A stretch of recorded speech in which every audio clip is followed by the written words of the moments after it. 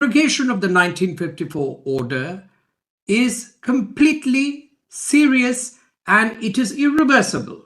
The reason being, if your lordships may kindly take for a moment Documents Volume 7, PDF page, my lord, 978.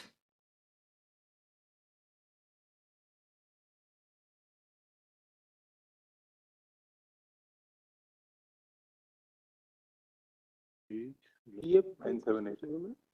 PDF 978 in volume, Documents Volume 7.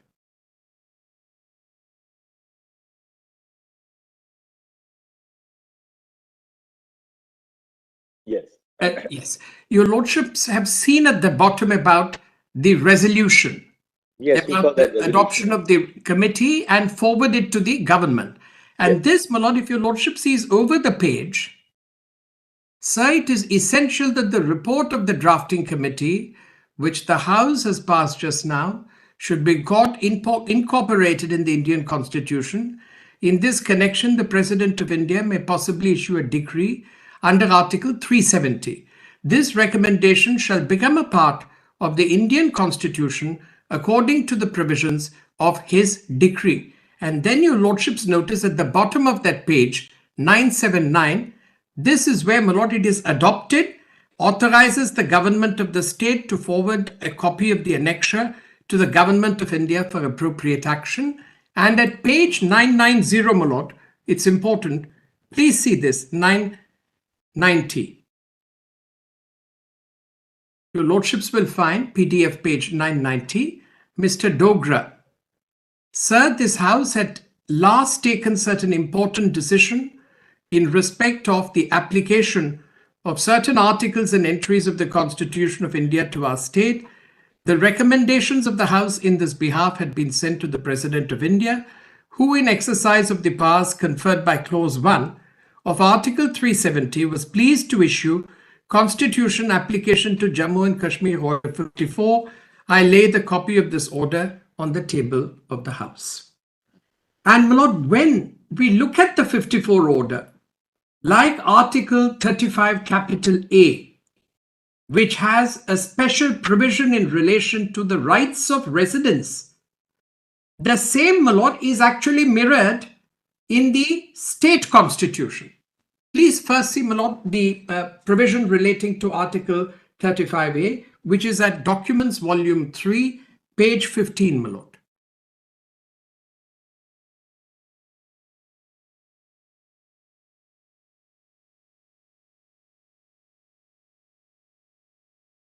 Your lordships will notice at the bottom, 35 capital A.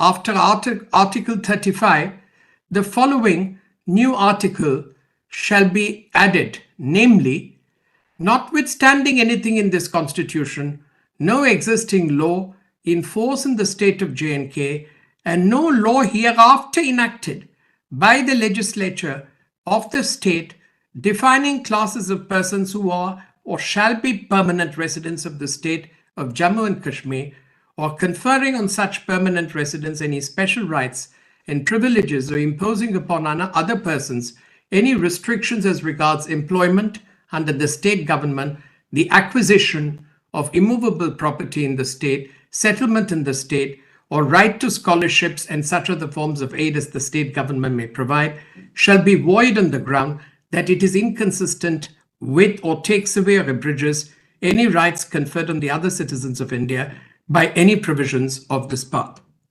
My lord, exactly section 6 to 10, your lordships may just make a note, which is in Documents Volume 2, is section 6, my lord, of the Jammu and Kashmir Constitution, defines permanent residence.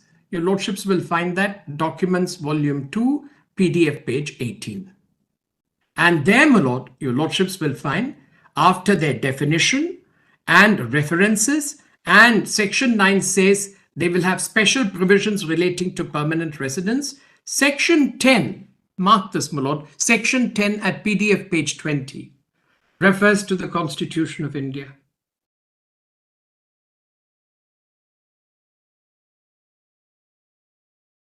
The permanent residents of the state shall have all the rights guaranteed to them under the Constitution of India. So, my lord, this is why the wholesale abrogation of the 1954 order, with respect, my lord, which is the indication of asymmetric federalism constitutionally recognized under 370, my lord, cannot be abrogated. Now, my lord, there are two more defects in that order. If your lordships will kindly come back to CO 272.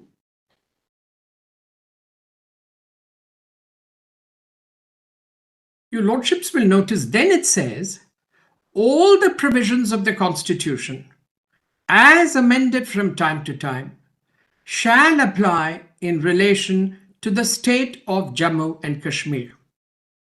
Now, my lord, this militates against the principle of exceptions and modifications which could be bilaterally urged and be granted. This does away with that bilateralism. This completely emasculates the bilateralism which is inbuilt in subarticle 1. And what it does, therefore, my lord, is it applies the provisions of the Constitution lock, stock and barrel without the exceptions and modifications agreed to the state. And the exceptions and modifications subject to which they shall so apply shall be as follows.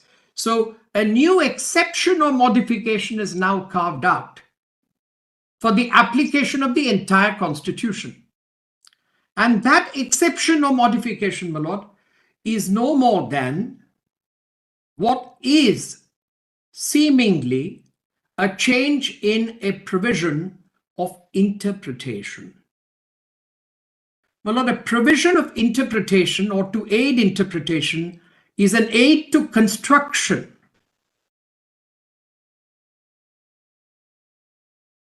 It is no more than, my lord, an aid to seek and designate the correct references of expressions in a constitution. But if your lordship sees the new clause, that is D, in this, please see the words of D.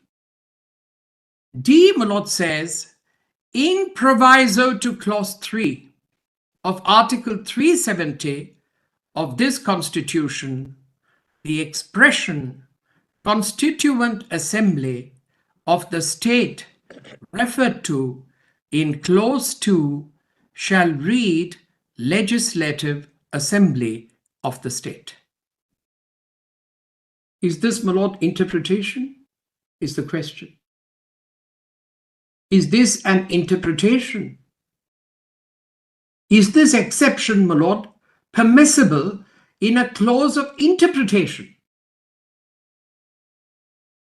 My lord, in other words, if a constituent assembly and the legislative assembly of a state are, by their very nature, different bodies, they're different persona designator, then, my lord, it cannot be an interpretation that the expression constituent assembly of the state referred to in clause 2 shall read Legislative Assembly of the state.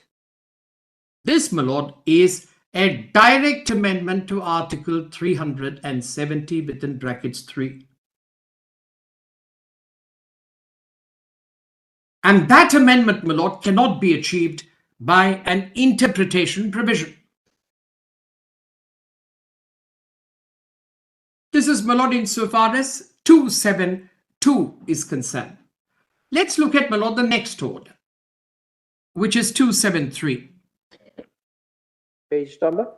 This is, my lord, PDF would be 103.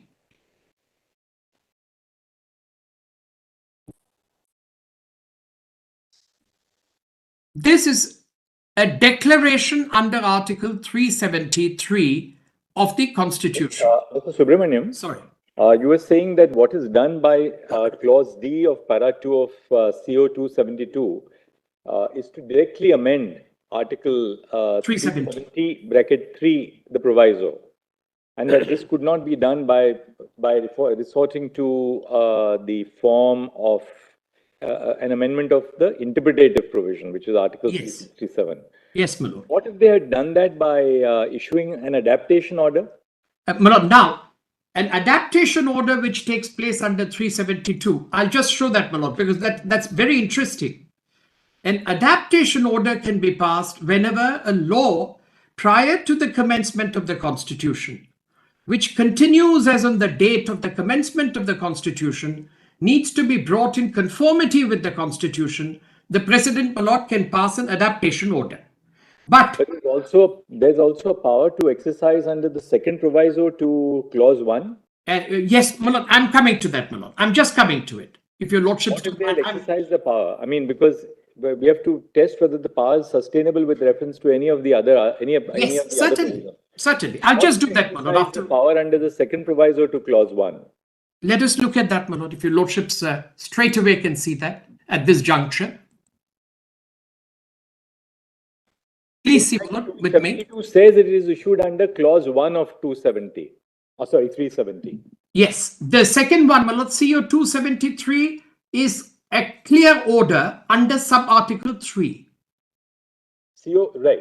CO 272 yes, is specifically issued under clause 1 of article 370. That's right, my lord. Now, the only provision of clause 371 which would apply is clause D. Yes, my lord, that's right. And let us see D, my lord. Because if they are abrogating, yes, for instance, CO 1954, yes, or they are, for instance, making an adaptation to the Constitution, both are referable to the power under clause D of under subclause D of clause 1 of article 370. Yes. In which case, the only requirement under the proviso, I shouldn't say only requirement, but the requirement under the second proviso is the first proviso is that you have to consult with the government of the state if it relates to a matter covered by the instrument of accession, and the concurrence of the state government if it's a matter otherwise than what is covered by the instrument of accession, which will then lead us to who was the state government when they issued the order.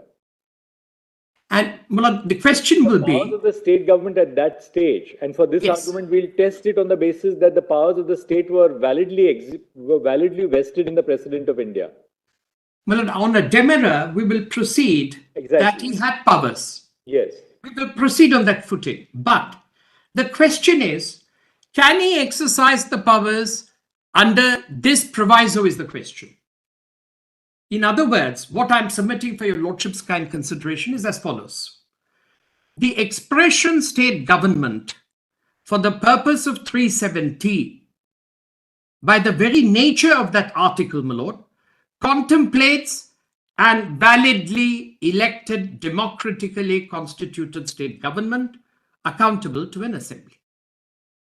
Sans that, I submit with respect, there is a polarity in 370's architecture.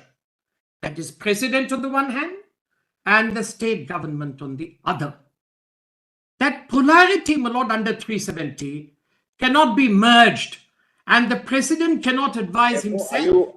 Are you for a moment suggesting that when a proclamation under Article 356 is in operation, there is a fetter on the exercise of the power under the second proviso to clause D of Article 370? My lord, that is why, with respect, I'm submitting, yes. I'm actually submitting that the fetter, my lord, is for the purpose of exercising 370. My lord, if your lordships don't mind. At the highest and at the best is not an express fetter. It's an implied limitation which you are... It is an implied limitation. It is an implied limitation. But my lord, even though it is implied, it is strongly expressed in the architecture of the whole of 370. If the whole of 370, if your lordships accept my submission, respectful submission, is a manifestation of the constitutional principle of federalism in a manifest way, then in that case, my lord, it is necessary that both parts of the federal principle must be available for enabling an exercise of the power under 370. And there's a reason, my lord. There's an additional reason. This Article 370 is not like, my lord, what we call as provisions of conditional legislation. Article 370 is application of provisions of constitution. That, my lord, by itself is a constitutive act. My lord, this provision under Article 370, applying the provisions of a constitution, is also a constitutive act. And if it is going to be enjoined or actually sanctioned or concurred with by the state government or by the legislature, as the case may be, it is necessary, my lord, that that polarity, that dual actors being on the scene is a sine qua non under 370. And this second aspect, Mr. Subramaniam, which I thought I'll just place at this stage, I didn't want to place it right at the stroke of lunch, which was, while our constitution does speak about the Constituent Assembly of the state of Jammu and Kashmir, which was then in contemplation at the date of our constitution on 26th of January 1950. Significantly, after 26th of January 1957, our constitution does not speak of the constitution of Jammu and Kashmir at all.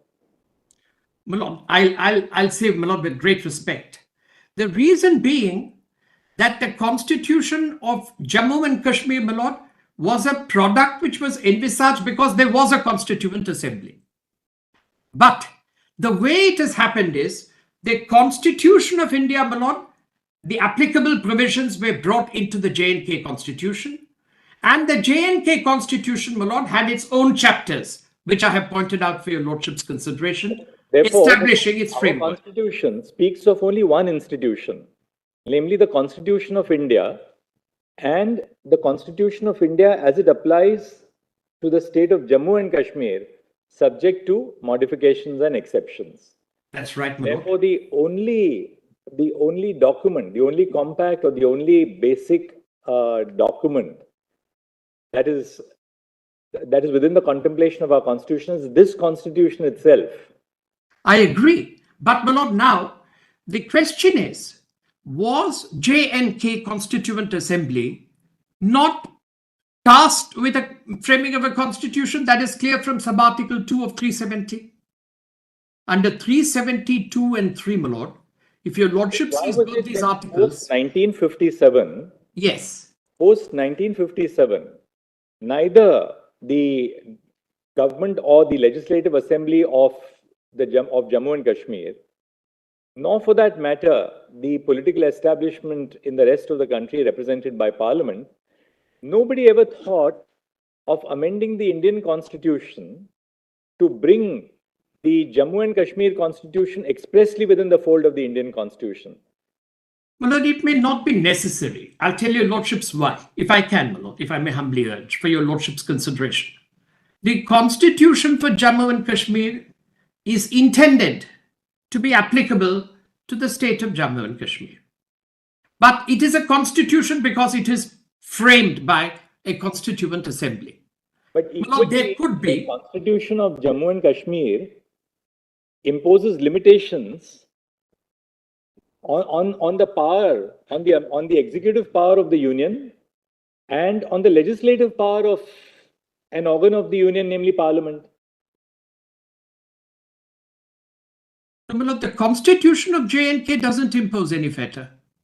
The constitution of J&K refers to the fact that, the residuary power would be vested with the... Yes. Just forgive me. I'm obliged. That is a clear fetter. I'm just giving you one example of the fetters. But therefore, there are fetters in the J&K constitution on the operation of the union constitution.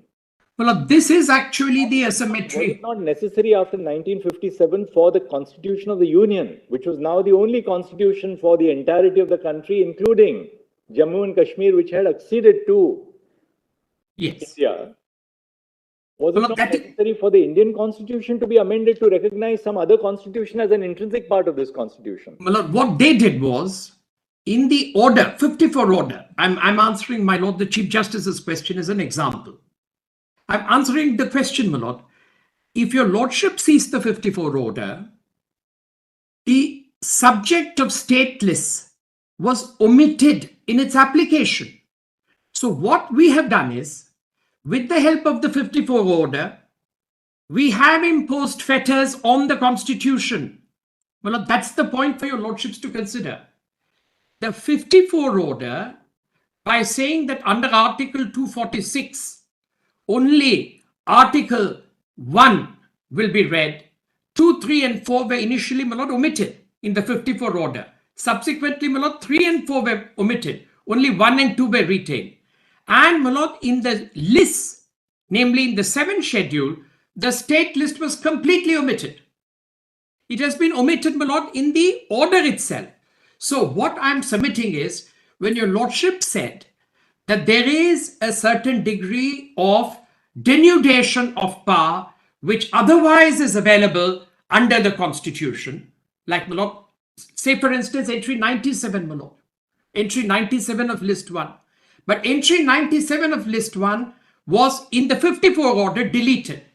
But in their constitution, they have said whatever is the domain of parliament, whether it is in the concurrent list or in the union list, it is entirely for parliament to frame laws. The rest of it will be the residuary powers of the state legislature.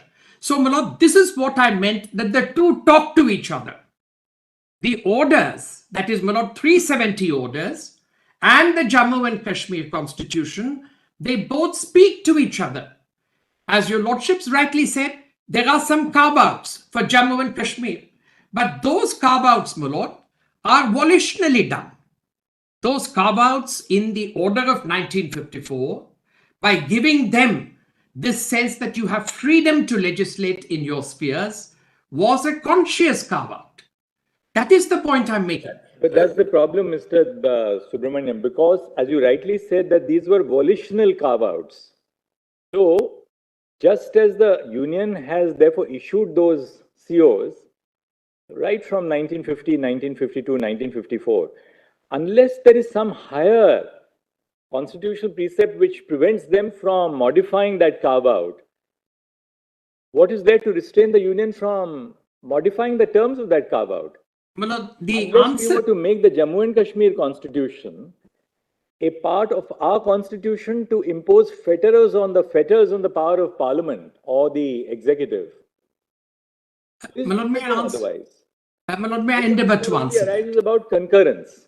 Concurrence and consultation, and then you have to decide whose concurrence was required in a state at a point of time when 356 is in operation. If you accept your argument, during 356, the operation of 356, you cannot exercise under the second proviso to Article 371D at all. Yes, that is then you're home. You're home completely. But I want to accept that during the time that the power of the union under the second proviso to Article 370D is not denuded when 356 is in operation.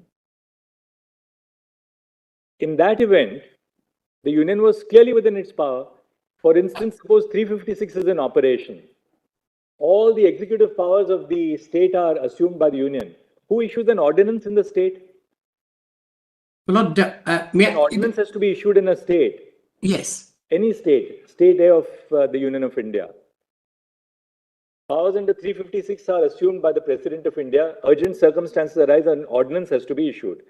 Can the President not issue an ordinance for the purpose of that state? The difference is between a power to make laws. I'm submitting for your lordship's consideration. A power to make laws.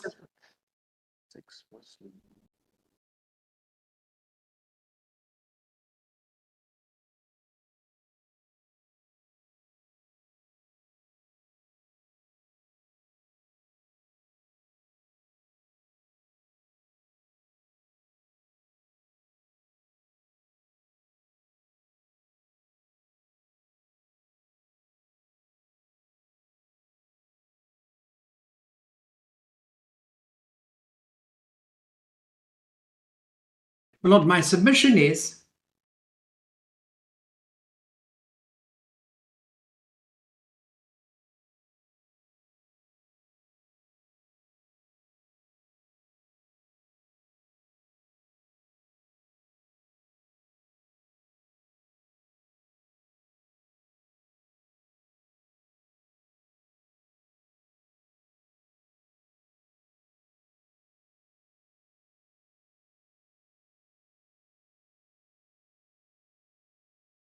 My lord, my submission is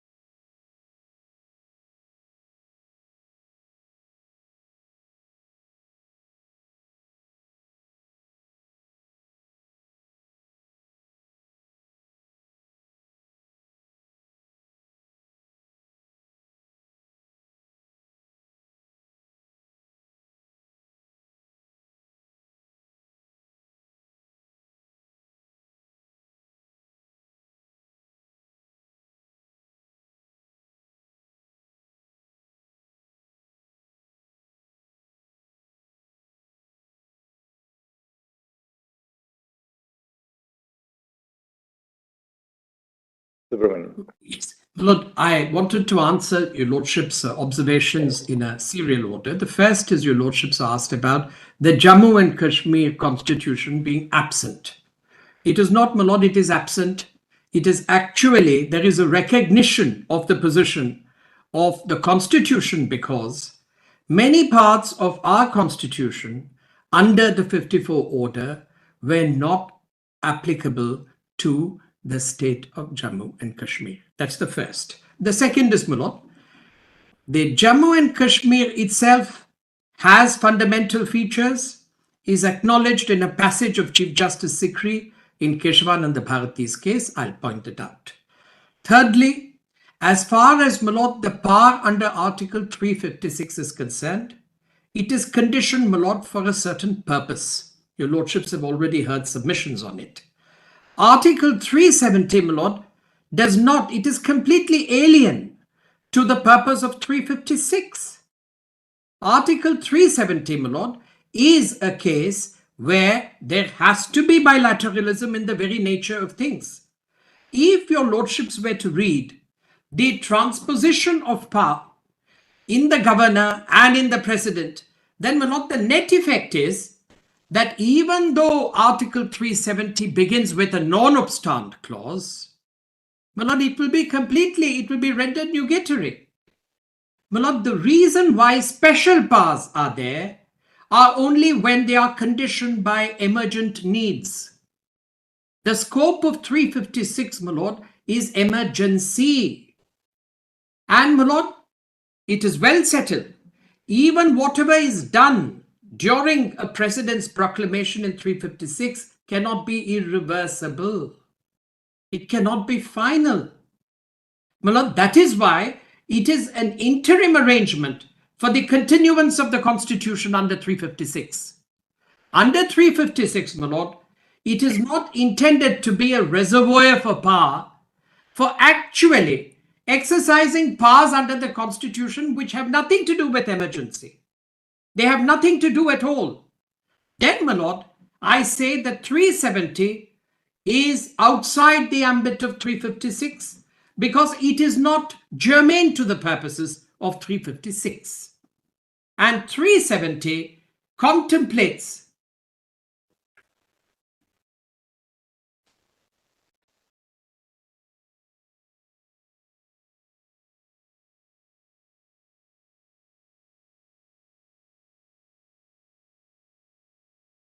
and in my respectful submission, my Lord, 370 contemplates limitations on that power.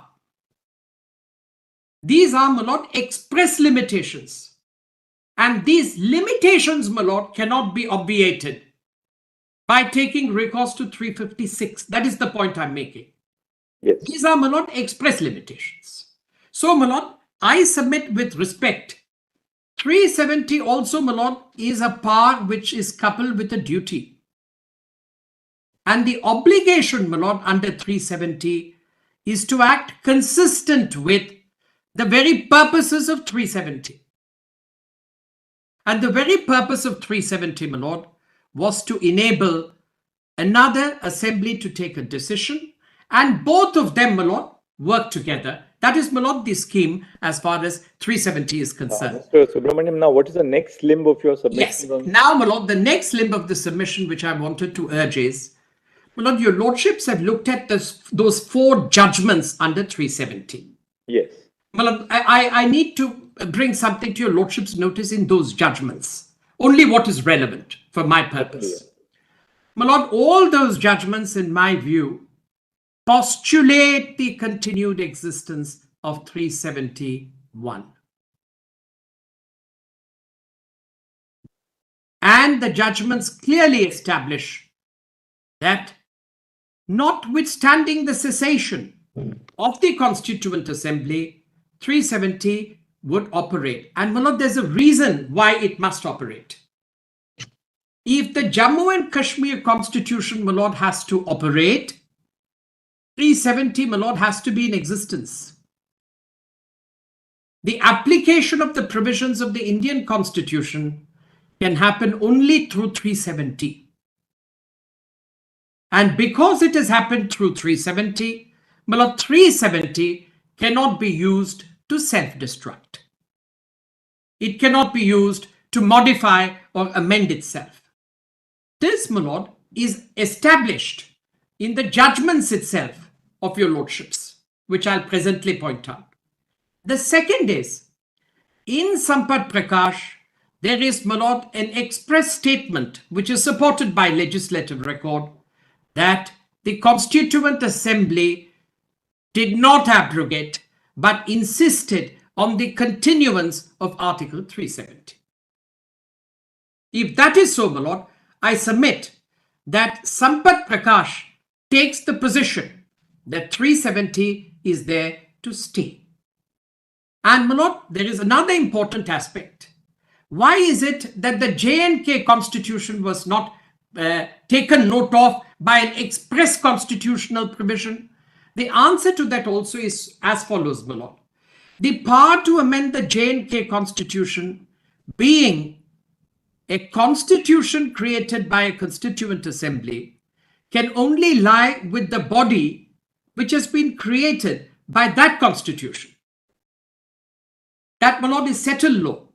That if a constituent body or a constituent power prescribes a constitution and elects a body under that constitution, the power to amend that constitution will lie with that body.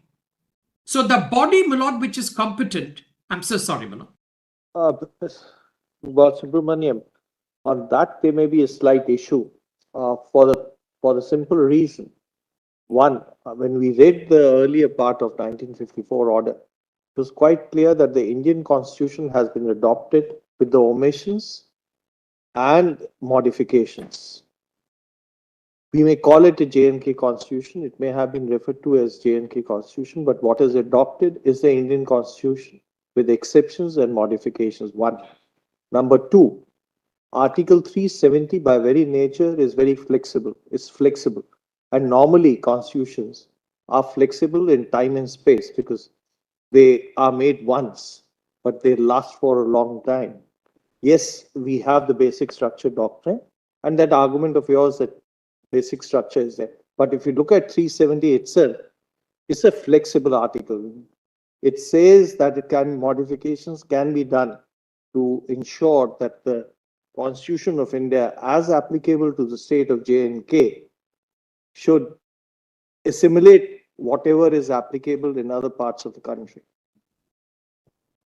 My lord, with respect, I think I have to give, my lord, an absolutely candid answer. My reading, my lord, of the Article 370 in the light of the structure of Article 370, 1, 2, and 3, my lord, orders may be issued under 371, but they have to be based on bilateralism.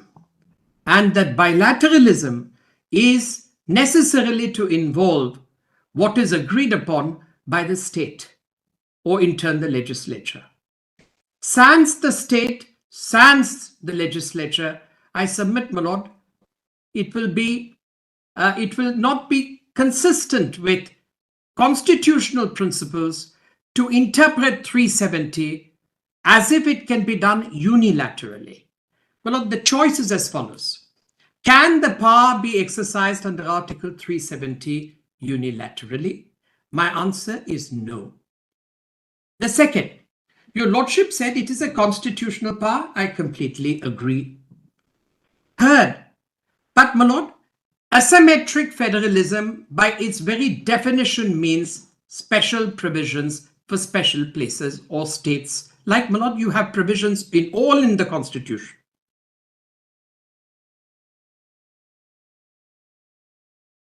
That is basically bilateralism and federalism, which is inbuilt in 370. If it is violated, then that flexibility is taken away. Yes, then becomes ultra-virus, my lord. Then it becomes ultra-virus 370. I'm very obliged for putting that question to me. My lord, I can't. So federalism and supremacy of the Constitution are, my lord, conjoint principles. both supremacy and federalism. And if both of them are injected or infused, well, not necessarily in 370, then we have to see whether the exercise of the power under 370 can be destructive of those principles. That is the point, my lord, in this case. And there is a crucial point, my lord, which we must consider.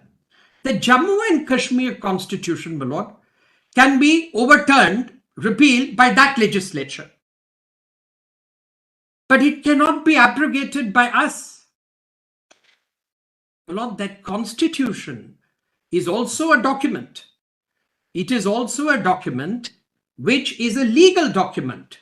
It is both a normative document and a prescriptive document that has constituted, my lord, the legislature. The organs of the state have been constituted under that constitution. It is, my lord, entitled to be noticed. That constitution, my lord, cannot be wished away or abrogated unless the power to override that constitution can be located somewhere. My lord, this is the point here, that without there being an express provision in the constitution to override the Jammu and Kashmir constitution, my lord, what your lordships will see in CO 273 cannot happen. CO 273, if your lordship sees now with me, my lord, it abrogates a constitution. And that, my lord, cannot be done at all. Please just look at, my lord, for a moment, the document. Mr. Subramaniam. Yes, I'm so sorry, my lord. No, Mr. Sibbal's own argument was that as the orders were issued from time to time, very little remained inside 370. Actually, that was his argument, that very little remained inside 370. So, do we have any examples where, when these COs were issued, there were any negative comment on it from the assemblies or any of the situations? My lord, that is what I'm submitting. All the COs, which your lordships will notice, some were issued, my lord, before the dissolution of the Constituent Assembly of Jammu and Kashmir. It stood dissolved, my lord, on the 20... I'm talking about the post-1957. Yes. Now, post-1957, my lord, there were orders which were passed. Those orders were with the concurrence of the government. They were with the concurrence under D, the other provisions which your lordships mentioned. For instance, Article 356, I'll give your lordships as an example. Article 356, my lord, was omitted in the 1954 order. It was applied for the first time in 1965 by a constitutional order. And your lordships have seen that in Article 356, the words are in order, in accordance with the provisions of this constitution. So, my lord, it was in the constitutional order, Article 356 was applied, saying the provisions of the constitution in Article 356 will mean provisions of the Jammu and Kashmir constitution. I can show that order, my lord, just as an example. That 356 itself came much later. My lord, it is not correct to say that by virtue of 370 everything has happened. No, these exceptions and carve-outs have continued. These exceptions and carve-outs have continued from the 54 order, which is why what is today abrogated is the parent order 54 as amended from time to time. My lord, that is why it is necessary to bear in mind that these adaptations were based upon bilateralism. These modifications were based on bilateralism. But one important feature which I may bring to your lordship's attention is, in Article 372, my lord, there is a proviso that the competent legislature can pass a law even after a president passes an adaptation order. That, my lord, is not existent here because the legislature under 147 cannot do anything to the provisions of the constitution as applied in Jammu and Kashmir.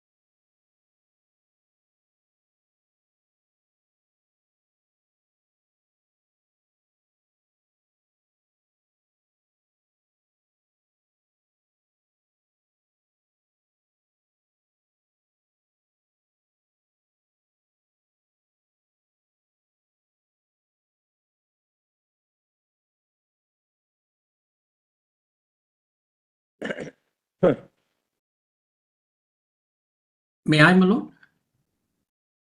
Yes, Mr. Raman. Sorry. My lord, I may now straight away point out to the 2 or 3 things in the decisions. Mr. Subramanian, just one small clarification I had. Yes, certainly. What Please. happened to the instrument as a matter of law? What happened to the instrument of accession after the Constitution of J&K came into being? My lord, the accession, that instrument of accession, my lord, really speaking, after the Constituent Assembly decided to accede, it was ultimately, my lord, that decision which operated. The instrument of accession, my lord, was done initially in 48, as your lordships recollect. But in that instrument of accession, there was a clear reservation that I'm not making any commitment to abide by the Constitution. My lord, there were some conditions, reservations placed in it. But normally, my lord, if suppose accession had to take place through the Maharaja, then there would have been a supplementary instrument of accession and a merger agreement, as was done with many others.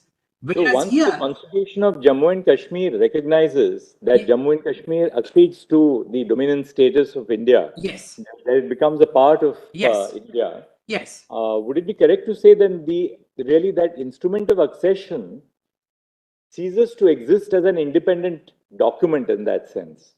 No, my lord, it did enable accession. Let me, for the purposes of sovereignty, my lord, What would be the status of the instrument of accession once the Constituent Assembly of J&K designed and promulgated the J&K Constitution? my lord, if I may say so with respect, the instrument of accession is a historical fact.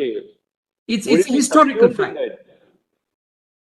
I'm sorry, my lord. It's a historical fact. Would it be subsumed in the state constitution? Yes, my lord. Yes, because the state constitution itself recognizes the accession in 48. May I show that, my lord?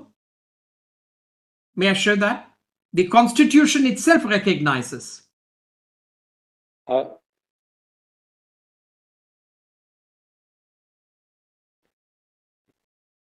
Is subsumed now in Article 370, and only to the extent Article 370 refers to it, it will be applicable. It has no use after 370 because Yes. it incorporates those matters in 370 automatically. Well, the instrument of accession was for a very limited purpose at that time. But, my lord, matters later on, as your lordships have seen, there was the Constituent Assembly and accession was complete. And the Constitution of J&K itself, my lord, has declared that integration to be complete. That was the decision of the Mr. people. Subramaniam, the reason I asked you was this. Now I'll tell you why I asked you this question. Could it conceivably be that the fetter on the power of Parliament under Clause B of Article 371 was also a limited transitional provision which would operate so long as the instrument of accession held the field as an independent document? No, my lord, there is no evidence to that. Once the instrument of accession gets subsumed in the post-constitution document evincing a transfer of power, then to the extent that the instrument of accession itself has been subsumed, then the fetter on the power of Parliament cannot be relatable to the instrument of accession, but has to be found somewhere else. My lord, I'm grateful. The fetter, my lord, on Parliament is by virtue of 370 and, my lord, had no direct relation with the instrument of accession. If I may just point out, my lord, 370 was there as your lordships have seen in 1950. At that time, there was only an instrument of accession. After the Constitution came into force, it is only in 1951 that the Constituent Assembly was constituted. And then, my lord, the Constitution was finally enacted in 1957. But between 51 and 57,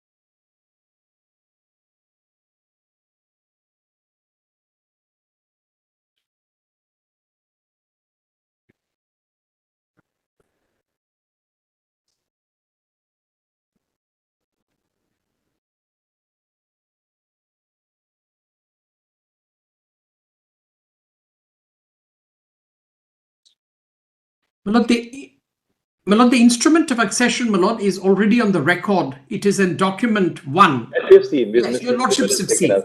And Yes. my lord, that is very clear that it is a period of transition.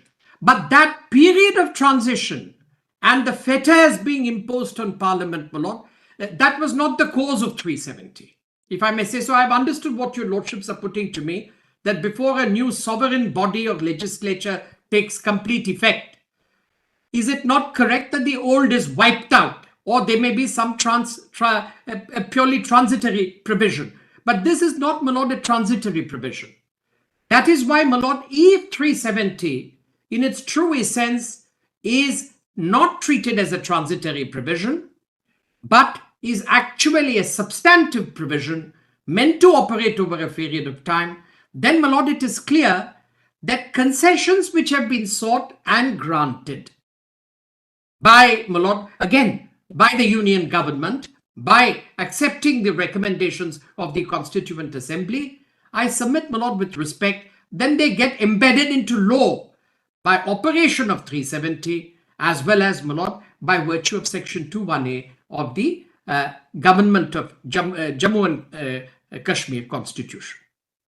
Now, Mr. Subramanian, Yes. you've given us the Yes. Constitution bench decisions. Yes, According to you, postulate the continuance of Article. that's right, my lord. That is that Made your Sampat. point on Sampat Prakash as Yes, well that as is para 8. Now, my lord, this judgment in Damnu, which has been cited, I just want to just take 2 minutes, and I'll take your lordships to Chief Justice Sikri's judgment, who makes a comment on this in Keshavananda Bharati. But, my lord, in Damnu's case, the facts were as follows, my lord. The Jammu and Kashmir Legislative Assembly amended the Constitution of Jammu and Kashmir in 1965 by the Sixth Amendment Act. As a consequence of the Sixth Amendment, they replaced, my lord, that expression Sadare Riyasat with governor. The amendment first took place, my lord, in the J&K Constitution. Therefore, my lord, in order to see that that was reflected vis-a-vis our Constitution and Article 370, there was, my lord, in the interpretation section, your lordships have seen that was varied. That, my lord, was challenged. The amendment was challenged. The Constitution amendment, as well as, my lord, the order in amending Article 367, one of the explanations was challenged in Damu's case. In Damu's case, Chief Justice Sikri said that what has been done by the order explaining that the Sadare Riyasat is now governor is in conformity with the Constitution 6th Amendment of J&K, and therefore there is no impairment of their basic structure. But, my lord, the learned judge has actually, if I may say so, relied upon an excerpt in Keshavananda Bharati.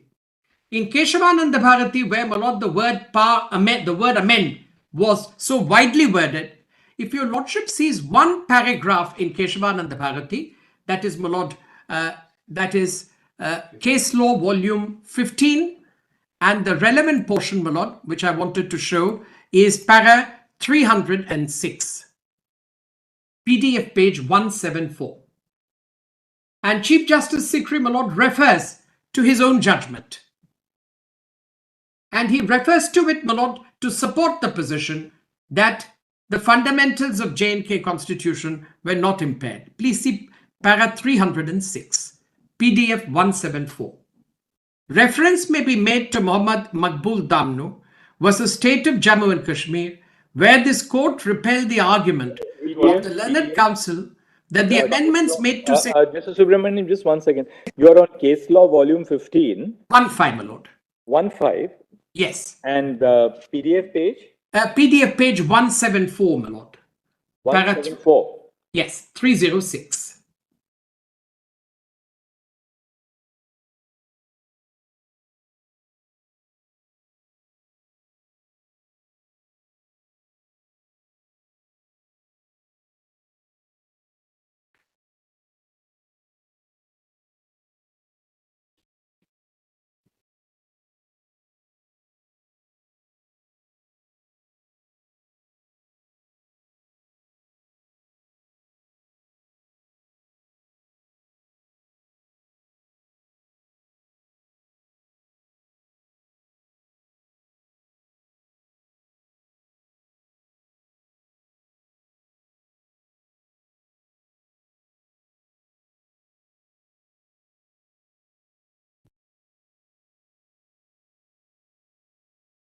Yes, Mr. Subramaniam. Yes, para 306, my lord. Reference may be made to Muhammad Damnu versus State of Jammu and Kashmir, where this court repelled the argument of the Learned Council that the amendments made to sections 26 and 27 of the Constitution of Jammu and Kashmir were bad because they destroyed the structure of the Constitution. The arguments of the Learned Council was that fundamentals of the Jammu and Kashmir state constitution has been destroyed. This argument was refuted in the following words. But the passage cited by him can hardly be availed of by him, for the reason that the amendment impugned by him, in the light of what we have already stated about the nature of the explanation to Article 370 of our Constitution, does not bring about any alteration either in the framework or the fundamentals of the Jammu and Kashmir Constitution. The state government still continues to be the head, governor still continues to be the head of the government, aided by a council of ministers, and the only change affected is in his designation and the mode of his appointment. It is not as if the state government by such a change is made irresponsible to the state legislature or its fundamental character as a responsible government is altered.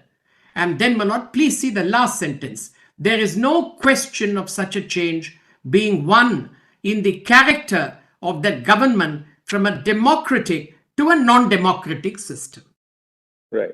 And my lord, I submit with respect, when we look at the exercise of power under 370, my lord, it must be informed with the idea that it should not offend any of the basic principles of the Constitution. And the two principles which I invoke, my lord, are federalism, and my lord, federalism as its subsect has autonomy and consent. The principle of federalism, my lord, is always autonomy and consent. And the other principle, my lord, is supremacy of the Constitution. So supremacy of the Constitution here, my lord, I wish to point out that the purposes of 356 and 370 are not coincidental. They do not coincide. And because they do not coincide, the exercise of power under 356 cannot clothe you with legal authority under 370.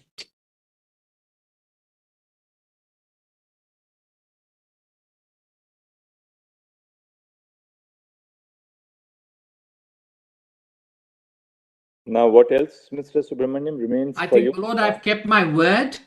I've honored my word. I said I wouldn't take more than a certain amount of time. But, my lord, I would request your lordships to ask any questions your lordships may consider. I think, Sanjay.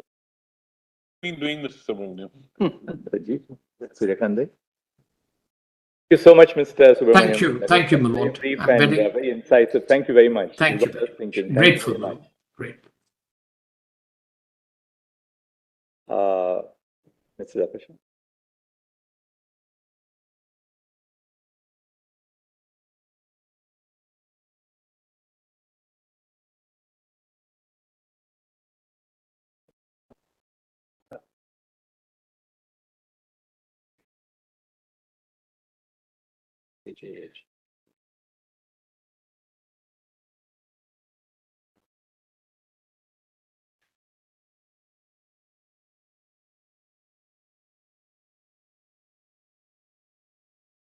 Much has been said, my lords, by the Learned Council who have already made submissions. But speaking for myself, we belong to that state and we have lived through this 370. We have been brought up in this 370. It's a part of our mindset, this 370. And we were really shocked when the notification of 272 was issued on 5th of August 2019. It was unexpected and one could never imagine that this could so suddenly happen. Because in order to understand this 370, there are few approaches to its understanding. One would be in the first instance, if the Maharaja way back perhaps before the birth of all of us, when he entered into instrument accession only, why didn't he enter also into merger agreement at that point of time? This debate would not have been here. It could have been straightway a part of the Union of India. He did not do that. So that's a question which needs to be inquired into. Why didn't he do that? That's number one. And number two, if he only entered into instrument of accession, what is it that he parted with as a sovereign king? And what is it that he retained with himself? My understanding of the case is this, and perhaps many things will become clearer, that the Union of India by itself was one authority.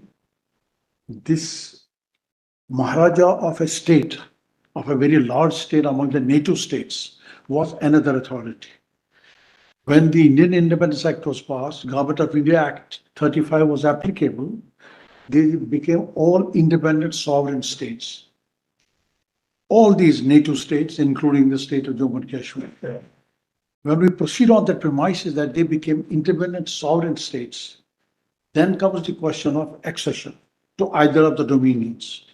All other states in India, native states, whether they were as small as 1 kilometer or they were big states, either they merged with themselves, but ultimately all of them merged with Union of India. And this merger word is extremely important, and I think that's the basis of this 370.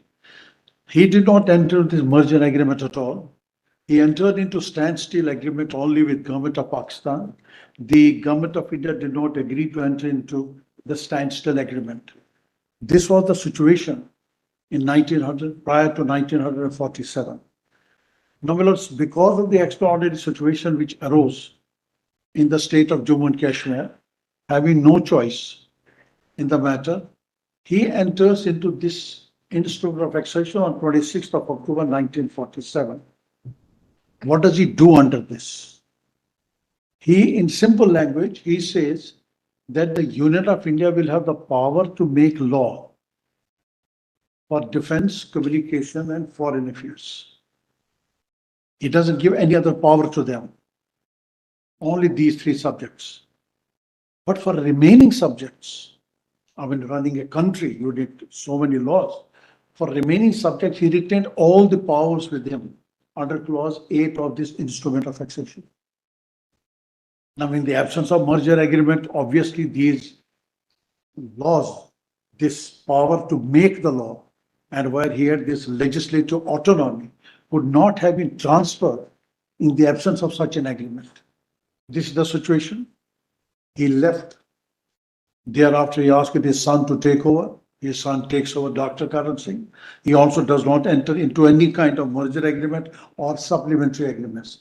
This is the situation on the one side. On the other side of the picture is that so far as the Government of India is concerned, it was already in the process of making the constitution. That was not meant for the state of Jammu and Kashmir, but for the entire country. All native states have merged and ultimately become part of the Union of India. All those native states. There were three only left. That was Junagadh, that was Hyderabad, and state of Jammu and Kashmir. So far as Junagadh is concerned, there the king belonged to a certain sect. He wanted to accede to Pakistan, but the people did not want it. So therefore, they ultimately held a referendum in Junagadh on 20th of February 1948, and the people overwhelmingly voted to be a part of India. So far as Hyderabad is concerned, the situation is altogether different. Ultimately, Hyderabad also merged with India. But state of Jammu and Kashmir, out of these three, did not enter into any kind of an agreement. It remained a separate state, but with only power with the union on these three subjects which I mentioned. But when this Constitution of India was being made, a significant development takes place at that point of time, which had its impact on this relationship, which was normally between a native state and the Union of India. That is, the situation arose in the state of Jammu and Kashmir such that the matter had to go outside the country to United Nations. When it went to the United Nations, as many as 5 or 6 resolutions were passed there. They also said that this instrument of accession should be put to the people's ratification. This is on, not only they said it there, on 27th of October letter, which has already been read to your lordships, it also said that as and when the situation in Jammu and Kashmir becomes normal, this particular instrument accession will be put to the ratification of the people. It does not take place. The UN security resolutions do not take place. But yet, the Constitution of India was being made, and there was only instrument of accession. These are extremely three factors which resulted in making this Article 370. Now, your What are the three factors? What are the three factors? We can just itemize them. no merger agreement? Just one second. Yes.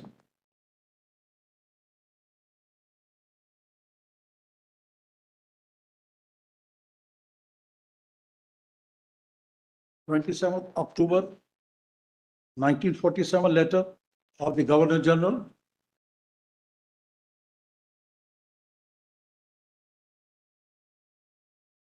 And 3 UN resolutions.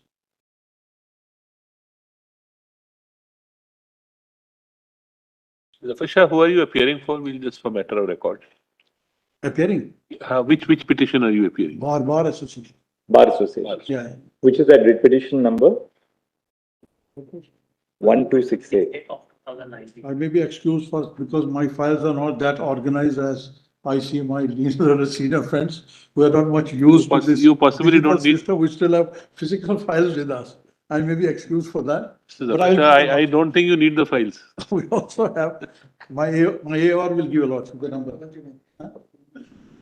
1268. 1268. 21, yeah. This is the Bar Association, is it? So the third factor was UN resolution. These were the three factors.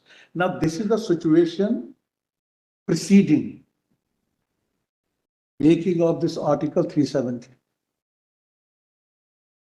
Now when it goes to the Constituent Assembly, at that point of time, the representatives of Jammu and Kashmir were not there in the Constituent Assembly. They become members in June 1949 after amendment is carried out in the procedures of becoming a member of the Constituent Assembly. So we have the representatives from Jammu and Kashmir in June 1949. By that time, almost entire Constitution of India had been adopted. Because finally the Constitution is adopted on 26 November 1949. So hardly few months are left when the representatives of Jammu and Kashmir become members of the Constituent Assembly. Then in October 1949, this article, which was originally 306A, is debated. In that debate, which references can be made, I'm just giving the narrative to the whole case, what I'm standing here for.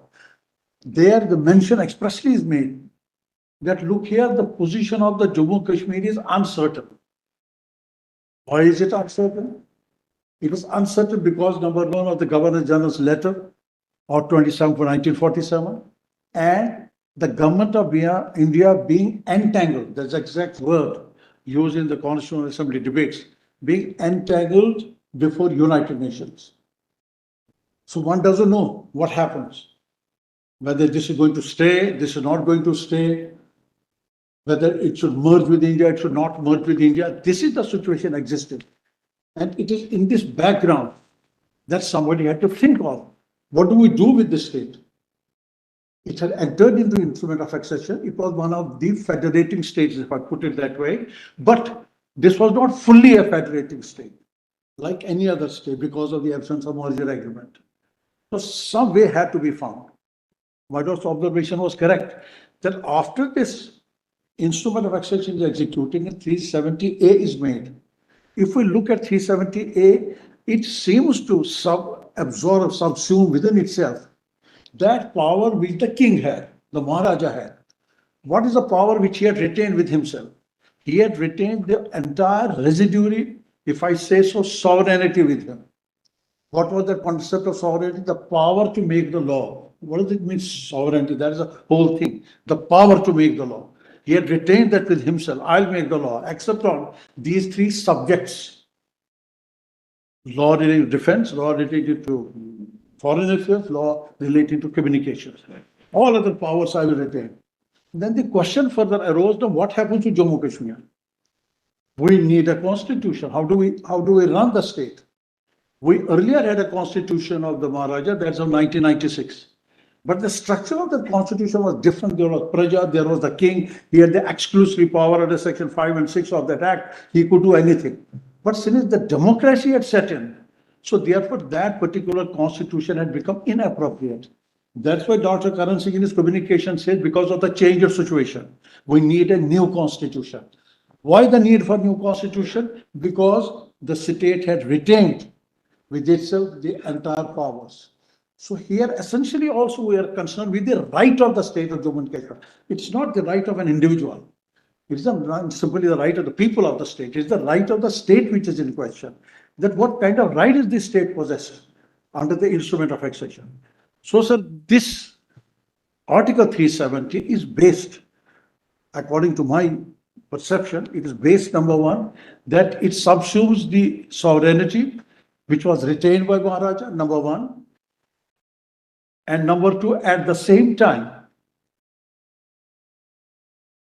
its finality could not be determined of the state itself, not of Article 370, but of the state itself, because of the dependency of the matters which are indicated.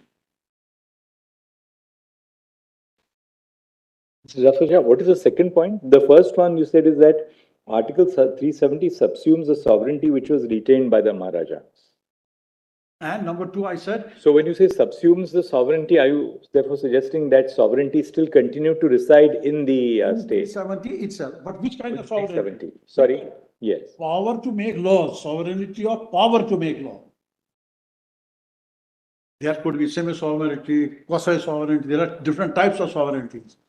I'm here focusing on the power to make laws was retained. In terms of this Would 370. that really be a correct reading once accession takes place? And what happens is that there are certain fetters, there are certain reservations which are retained in the instrument of accession, that he unconditionally recognizes the sovereignty of India, but he retains certain exceptions. He carves out certain areas which he retains to himself. He says, I am surrendering the power to make laws only in reference to defense, foreign affairs, and communication. Broadly, the three heads. I give it to you. That's right. He donates the power. But what does accession really mean? Accession means that, Jammu and Kashmir becomes a complete and intrinsic part of India. There would be no going back on that, isn't it? No, one view would be that whether in terms of territory it is transferred. So what do we mean by accession, the word?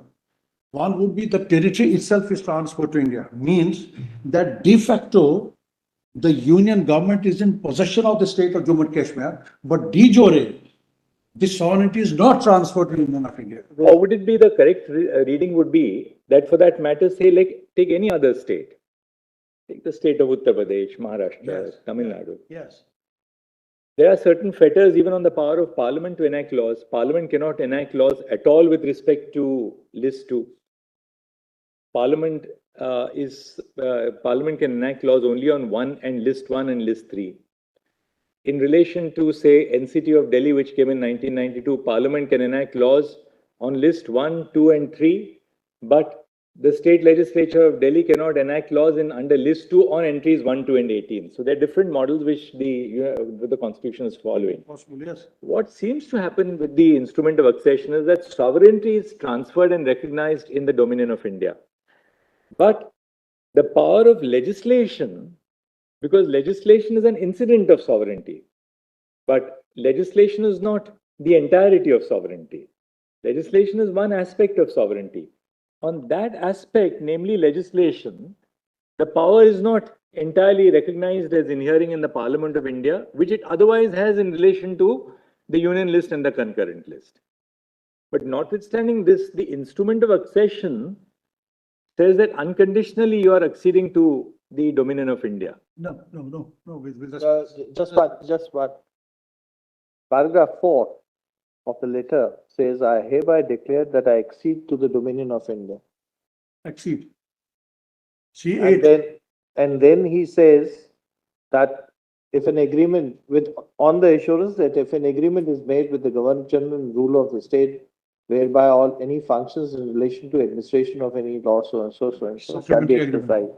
But 5 then goes on to say that the terms of this instrument of accession shall be not be varied by any amendment by of an act or Indian Independence Act unless such amendment is accepted by instrument supplementary to this instrument. Very right.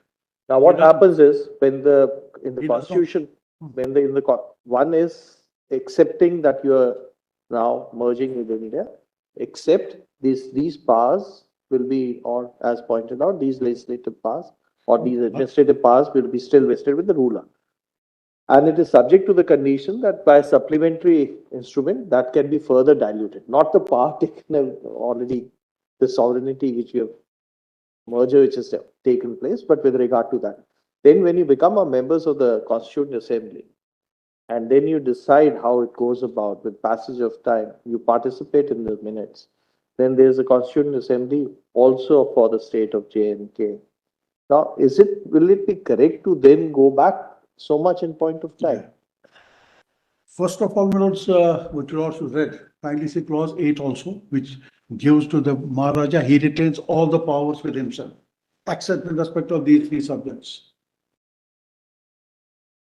He retains all the powers. Now, when he retains all these powers, should I read that to your lordships? Yeah, I've got it. Your lordship. When he retains all these powers with himself, what is to be done with this? You exceed whatever the meaning of that accession may be, let's take it like that. But is it not also an act of state between the Union of India and the state of Jammu and Kashmir? This instrument of accession is an act of state. The 2 states say, 2 independent states say, 2 sovereign free states say, look here, I agree to be with you. I will shake hands with you, but I will not embrace you, if I put it that way. Metaphorically, if I put it, I'll shake hands with you, but I will not embrace you. Done by the king. Why king did that? History tells us that he wanted to retain the Jammu and Kashmir as an independent country. That's the whole basis of it. Otherwise, nothing prevented him, like any other native prince, to merge with India, to totally erase itself of its statehood. What is it that if you enter only into instrument of accession, do you still retain sovereignty with you? We have the judgment of this court as I unfold my submissions. I'll show the judgment. You retain the sovereignty. You don't surrender the sovereignty merely by instrument of accession. Yeah, of course, you do that. Of course, you do that subject to 2 conditions. 1, your standstill agreement, and number 2, you have the merger agreement. And both are provided for in the white paper of states issued by the government of India. He doesn't do that. See this problem of ours, problem of the state of Jammu and Kashmir. When he doesn't do that, and as a 2 separate states, he says, I agree with you, but I'm going to run my own state myself. You take care of my defense. You take care of my foreign affairs. You take care of my communication. The government says, okay, we'll take care of these 3 things. Because situation had emerged in the state where the help was needed from India and the Indian army landed there. So he says, look here, you take these 3, but rest I run my government myself. That was the whole intention. Original intention of the Maharaja when he executed instrument of accession. Now when subsequently few changes take place, he leaves the state, his son also does not do that. But yet the constitution is being made. What do you do with this state? I have not merged, so you don't treat me as one of the states of India. But yet, I am a part of the federation. I am a federating unit. Therefore, this special relationship. Therefore, the genesis of Article 370, this is the special relationship between the state of Jammu and Kashmir and Union of India.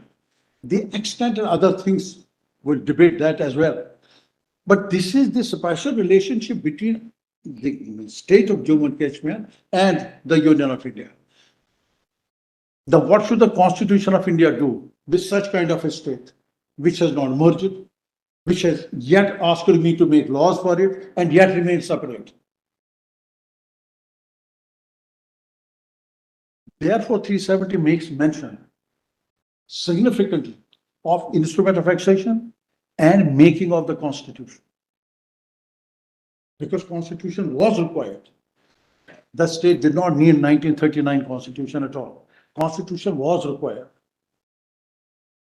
Therefore, the letter of 1st of May 1951 saying that we have to constitute a constituent assembly for the state of Jammu and Kashmir. When by that date, the Constitution of India had already been adopted. So consciously, on the one part, the federating state, on the other part, the Union of India agreed that the state of Jammu and Kashmir, perhaps, it looks like American Constitution. Your Lords would be well aware that there are two constitutions, one of the state, one is a federal constitution. Something on those lines, only for state of Jammu and Kashmir, not for any of the state in India. And I would go to it and say, once all states merged, they lost their personality. Even if tomorrow, I mean, going by this perspective, if tomorrow state list is not given to the other states, they can't say, sir, we agreed on this condition because they merged. They don't exist. Either under international law or under the domestic law. They don't exist. But our state was the only one which did not merge at all, so retained itself, a separate personality. Some part of the statehood was retained with it. Therefore, 370. Now, what does the 370 say? Look at so far as the power to legislate is concerned. I say, I have a choice. You do that with my concurrence. Your parliament, you have list 1, maybe list 3, you have all the powers, all plenary powers. But you will not, it will be limited to. Your plenary powers, whether it's under list 1 or list 3, will be limited to by my concurrence. If I agree, yes, on a subject, please make the law for me, then only you will make the law for me. Not otherwise. Similarly, with regard to the constitutional provisions, I had my own constitution. I made provisions in my own constitution, whether it is High Court, whether it is Advocate General, whether it is the state legislature, whether it is the membership of the members. I made my own constitution. Now, when I make my own constitution, and on this, at the same time, I also agree through the mechanism of Article 370 that you apply A, B, C, D constitutional provisions to me. I have to take care of it, that they don't come into conflict with my constitution. I have to take care of that. We'll continue tomorrow morning. Come on.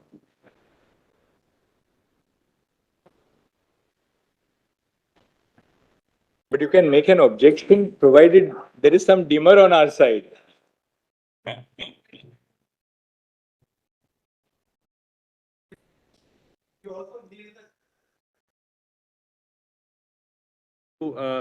Are not sure what you want to argue, you will still have the same time. And this is a very peculiar request to make, I think, honestly, at the end of the day. And in the midst of the